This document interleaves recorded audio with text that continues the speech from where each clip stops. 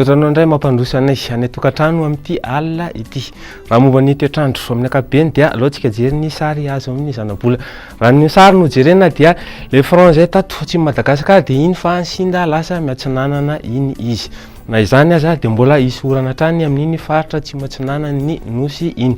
Momba ny rivotra moa dia somary mafimafy ny rivotra amin'iny morotsiraky atsimo andrefan'ny nosy iny. Fa lôry ho jerentsika amin'ny Tsipriny mety ho toetrandro rapitso latsinaindy. Raha ny maraina zany dia isy orana tandrifondrahona amin'iny faritry Nalanjorofo iny.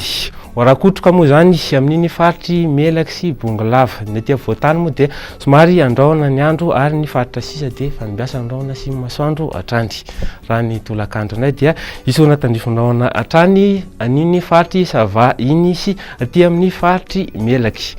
Fa warakotroka zany aty amin'ny faritry Bongolava, Menabe, iny Orombe sy aty amin'ny faritra tsy matsinanana sy Vatovavy Fitovinany iny. Somary andrahona kosa zany sy aty amin'ny Dianasy iny Nosy be iny. Faritra sisa moa dia fanimbiasan'ny rahona sy ny masoandro atrany. Zay ny toetrandro dia mety ahoana indray ny maripana vao vinavina rapitso maraina. Raha maraina zany dia eo amin'ny 12 degré Celsius eo iny Vakinankaratra iny, 17 Nalamanga, 18 iny Fianarantsoa fa mihoatra ny 20 zany amin'ny morotsiraky Gasikara iny.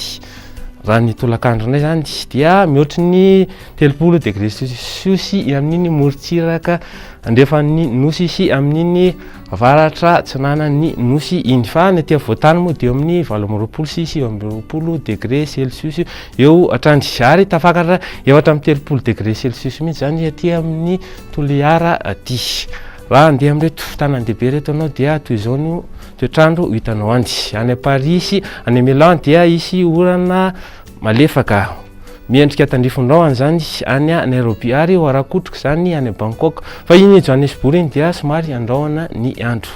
Raha ny toetrandro amin'ireo nosy ravavy reto indray dia isy orana tandrifondrahona amin'iny Comore sy La Réunion iny. Warakotroka zany any Seychelles ary fandimana rahona sy masoandro any Maurice.